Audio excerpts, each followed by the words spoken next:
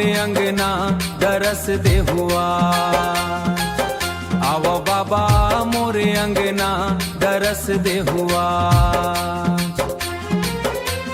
तोर बिना सूना लागे मोर ये संसार है। आवो बाबा बा मोरे अंगना, आवो बाबा मोरे अंगना। नयनन ले बहे धार तोर दरस के आस। दिन रात जपत हूँ सतनाम के रास। मन के मंदिर माँ ज्योत जलत है, तोर बिन मोर जियरा रोवत है।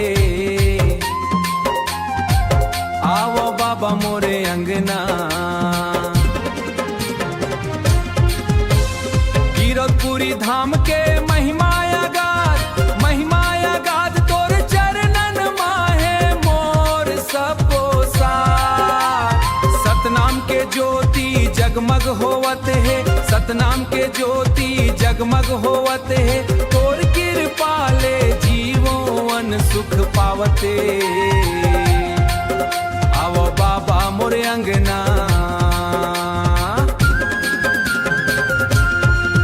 तोर बानी अमृत मन ला सींचे,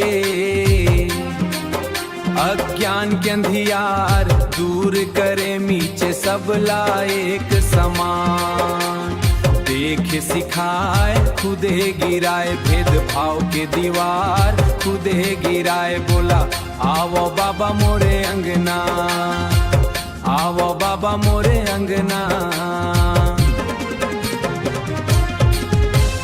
गूंजत है सतनाम चारों दिशा, भक्तन के जुड़ गए के जैसा। हाथ जोड़ मांगत हूँ मोरे अरज सुन ले। एक झलक दे दे, एक झलक दे दे। मोला अपन ले वो।